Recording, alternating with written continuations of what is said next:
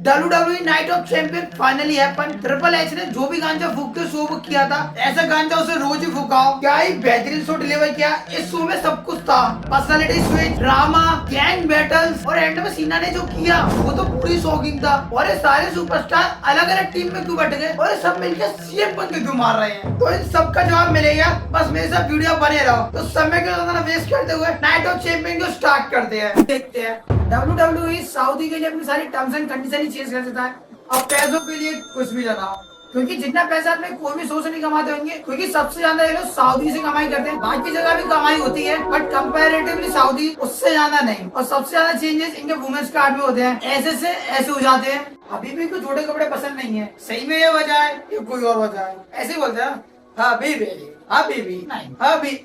Habibi come to Dubai, थोड़ा बहुत ऐसे ही है। और भी बहुत से चेंजेस होते हैं जो मैं तुम्हें आगे बताता हूँ। नाइट ऑफ चैंपियन का मैच कार्ड इतना इंप्रेसिव नहीं था, बट मैचेस बहुत बेहतरीन डिलीवर हुए थे। ये इनके मैच कार्ड थे। Randy versus Cody king of the ring के लिए, street match Rhea Ripley versus रिजन, और जबरदस्ती मैच लेते हुए Karrion Kross versus Sami Zayn, दो भाइयों की लड़ाई और नई ब्लड लाइन या फिर नई टीम का formation, Solo Sikoa versus Jacob Fatu, जेज वर्सेस ऑस्का, एंड इस शो का main event the greatest of all time John Cena versus the best in the world CM Punk. मजाक से हटके इनका मैच बहुत इंप्रेसिव था। तुमने ये मैच नहीं देखा तो क्या देखा, कहीं जाके देखा। तो जब मजा नहीं आया तो मुझसे बोलियो। शो की starting king of the ring match Randy versus कोडी से होती है, और जैसे रैंडी ऑर्टन का म्यूजिक कट होता है एक अलग सी वाइब आती है। ऑडियंस का जोश यहाँ से यहाँ पहुंच जाता है, और रैंडी ऑर्टन का आइकॉनिक म्यूजिक सुनने के बाद हर कोई झूमने लगता है। ऑडियंस जो बंदा टीवी पे भी देख रहा होता है या लैपटॉप पे, वो भी झूमने लगता है। कुछ अलग ही जोश है उसमें।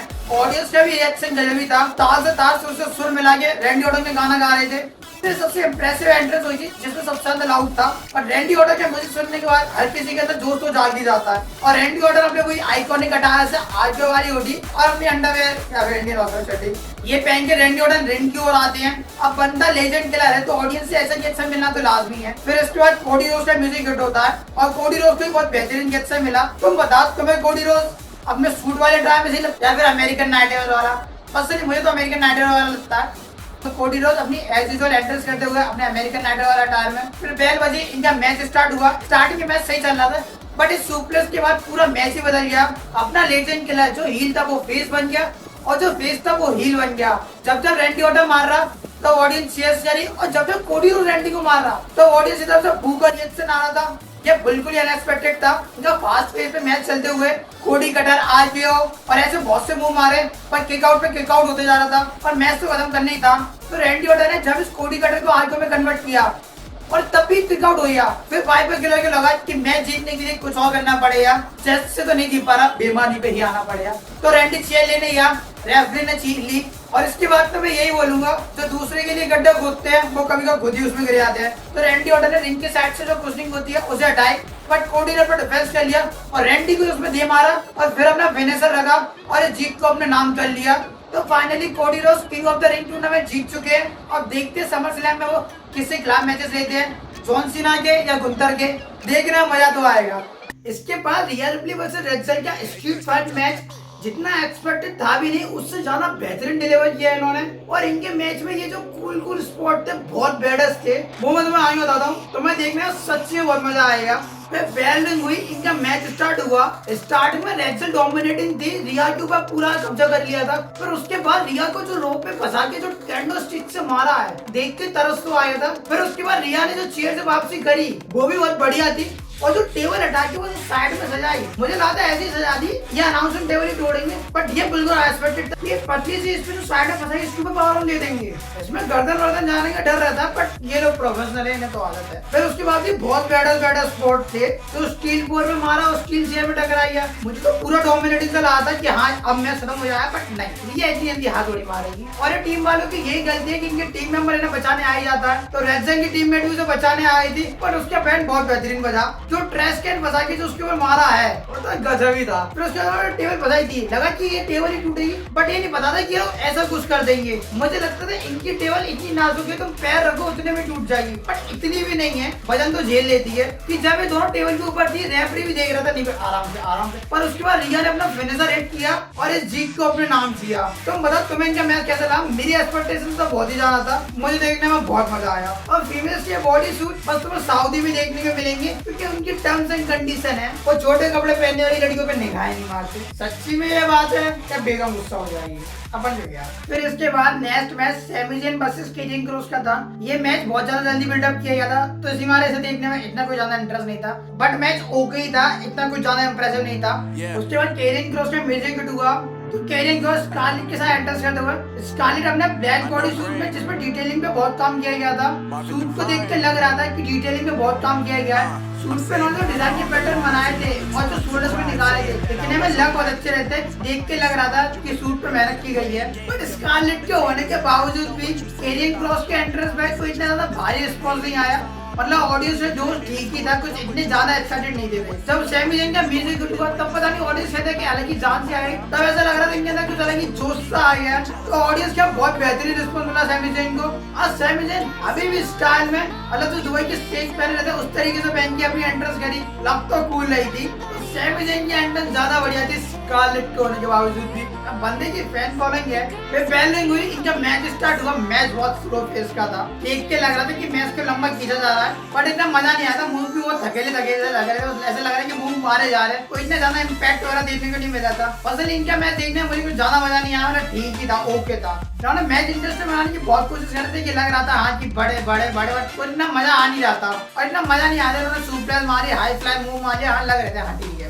बट जब केरियन क्रॉस ने सैमी ज़ेन को जगड़ लिया था, इन्होंने बहुत कोशिश करी केरियन क्रॉस को डोमिनेट दिखाने की, पर ऑडियंस में कोई मजा नहीं आ रहा था। और एंड में केरियन क्रॉस इनको नाप के जो क्लोज लाइन दे रहा था, मतलब पहली मारी ठीक है, दूसरी मारी ठीक है, और जब मतलब तीसरी मान की तब तो उसके मुंह में लात पड़ चुकी थी, और यहाँ पे केरियन क्रॉस का गेम तो यहीं खत्म हो गया था, और मैच भी यहीं खत्म हो गया था। तुम बताओ तुम्हें इनका मैच कैसा लगा? पर्सनली मुझे तो इतना मजा नहीं आया, वरना ओके ही था, ज्यादा मैच तो ओके ही था, बट आने वाले ओके नहीं है, ओके से तो ज्यादा नहीं है। और मेन इवेंट की तो ये बात ही तो डाली है। इसके बाद बड़ा इंटरेस्टिंग मैच था Solo Sikoa versus Jacob Fatu. Story line के हिसाब से बहुत बेहतरीन मैच बुक किया गया था, और करंटली यही रिक्वायरमेंट थी, यही होना चाहिए था। और इस मैच में क्या बेहतरीन डिलीवर किया, बहुत से इंटरेस्ट रिलेटेड हुए, नई ब्लड लाइन फॉर्म हुई, और सबने मिलकर जेकब फाटू को फाड़ दिया, मतलब इंडियन बजाया। सोलो सिग्गो का म्यूजिक हिट हुआ, ये वही बहुत सा बार हटाया में नीचे शॉर्ट पे, तो ऊपर तौले डाल दी कि हाँ बंदी के बैंड बजाने आई रहा सोलो, और एंटर से टाइम लग रहा था सोलो डोमिनेटिंग मोड में कि मैच को अपनी बनाया। फिर उसके जेकब फाटू का म्यूजिक हिट हुआ, वो हमेशा अपनी खूंखार अंदाज में टाइटल जो अपने गले में लगा के कि हमने अपनी एंट्रेंस की। वैसे तो मैं सोलो बहुत सा वाले टायर में सही लगता है, या फिर अपने सूट वाले टायर में, आई थिंक सूट वाले। बेलिंग होने से पहले सोलो ने जेकब के ऊपर अटैक कर दिया, स्टार्ट से डोमिनेटिंग नहीं यूज करी, बट जेकब ने भी वापसी कर ली। फिर सोलो रिंग के बाद चलाई और वहीं से स्टील चेयर पे चढ़ के उसने जो क्लोज में मारी वो बहुत इंपैक्टफुल थी। उसके बाद कभी सोलो डोमिनेटिंग, कभी जेकब डोमिनेटिंग, बट जैसे तो जेकब फाटू ज्यादा डोमिनेटिंग से लग रहा, तब जैसी पटेल भाग के आते उनको मटक के, बट एक कुछ नहीं, रेफरी का ध्यान खींचने के लिए था, और पीछे से टोंगलोवा ने अटैक कर दिया जेकब फाटू के ऊपर, 2-4 मूव मारे तो टोंगलोवा भाग गया, और टोंगलोवा का रिटर्न हो गया।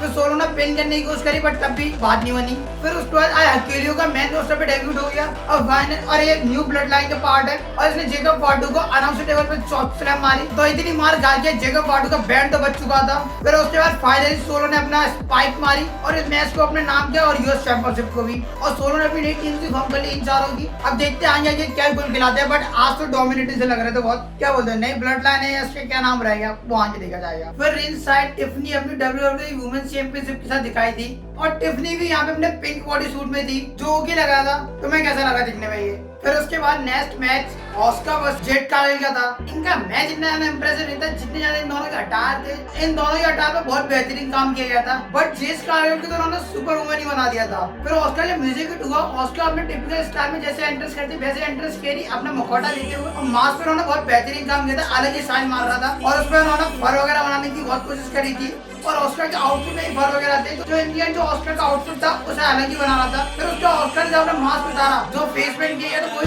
गजब ही किया है, तो दिखने में अलग ही लग रहा था, और ऑस्कर का बॉडी सूट ओके ही था, बट जेस कार्गिल का क्या बोलूं मैं। फिर उसके बाद जेस कार्गिल के म्यूजिक हिट हुआ, मतलब तुम भी देखो इसे बिल्कुल टिपिकल सुपर वुमेन जो बना दिया, थंडरबोल्ट के साइड लोअर में नीज पे और लेग की साइड दोनों जगह जेस लिखा हुआ है, अलग ही बेहतरीन ढंग में, और एंकर जगह पे जब आ रही थी तो पीछे से केट टाइप का लगा था, तो जब जेस कार्गिल ने उतारा, जब तुम देखोगे पूरा सुपर ऊपर हीरो जोनर वाली बात दे रहा था कि हाँ हमारा जेस कार में ताकत बहुत है, तो हाँ वुमेन तो बनी सकती है। बट मुझे फीमेल में सबसे ज्यादा बेहतरीन जो जेस कार की लगा, इसे देख के लग रहा था कि हाँ जाना टीम में कुछ तो क्रिएटिव सोचा है यहाँ पे। फिर उसके बाद बैलून में इन दोनों का मैच स्टार्ट हुआ। मैच इतना ज्यादा बेहतरीन नहीं था, ये एक दो स्पॉट वगैरह थे जो जेस कार ने कन्वर्ट वगैरह करे थे, थोड़ा देखने में ठीक लगे कि हाँ ये जेस कार की ताकत को रिप्रेजेंट करते हैं। बट बाकी मैच ओके था। आधा टाइम तो समेत ने फर्स्ट के निकाला इन्होंने, मुश्किल से 10 मिनट का मैच हो गया, जो कोई इतना ज्यादा बेहतरीन डिलीवर नहीं था। वो तो किंग ऑफ द रिंग का मैच था, तो इस बार इन्हें भी खत्म करना था और अपन को भी देखना था। तो फाइनली जेस कार ने ऑस्कर के ऊपर अपना फ्रेजर हिट कर दिया और किंग ऑफ द रिंग को अपने नाम किया। अब देखते समझ ले में वो किसे ग्राफ इस अपॉर्चुनिटी को ग्रैब करते हैं। बाकी फिर अपन बढ़ते शो के मेन इवेंट पे, जिसके बारे में बात करना तो बनता है greatest of all time John Cena versus best of the world CM Punk. मजाक से हटके बहुत बेहतरीन मैच रिव्यू किया था, मैं बताता हूँ। सीएम पंक का म्यूजिक हुआ और क्राउड से बहुत ही गजब रिएक्शन मिला था। सीएम पंक अपने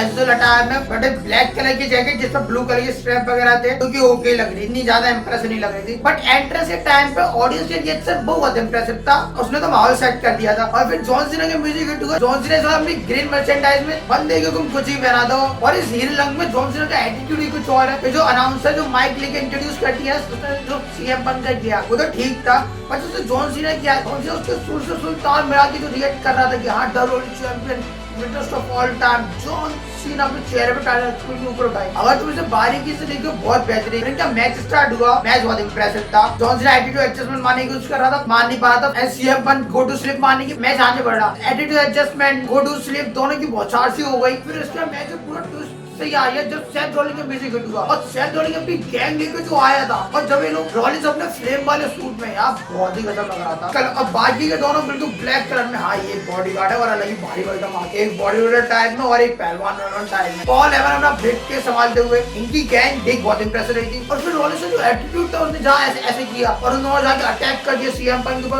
उसे टेबल में हार दिया। फिर उसका जब वो रिंग के बीच में था कि हाँ अब से जिताने का मामला मैं कैसे करूंगा, उसने ऐसे किया। और रेफरी जब भाग के आया वो तो अलग ही था, बहुत अलग। सीना ने पीछे बचा दिया। रॉलिंस डोमिनेटिंग होने की कोशिश कर रहा था, पूरा मैच अपने नाम पे बनाने वाला था, बट सीना ने टांग अड़ा दी। रॉलिंस की गैंग बहुत भारी हो गई थी कि कौन आया संभालने। तब जाके पेंटा आया, पेंटा संभाला, पर पेंटा अकेला खाते संभाल पाया। तो सेमी जेन भी आई है बचाने के लिए। तो इन दोनों ने गैंग को संभाला, रॉलिंस माहौल को संभाल नहीं किया अपना, बट वहां पे दाल नहीं कर पाई। फिर रॉलिंस ने मनी इन द बैंक से पंक पर अटैक कर दिया और फिर उसको स्टॉप लगा दिया, और सीना ने इस अपॉर्चुनिटी को अपना बना लिया, रॉलिंस से बाहर फेंक के, और इस मैच को अपना बना लिया और फिर टाइटल को रिटेन कर लिया। पता नहीं सीना कब आ रहा है, अभी तो सीना का नाम चल रहा है। तुम बता तुम्हें क्या मैच कैसा लगा? देखना बहुत इंप्रेसिव था।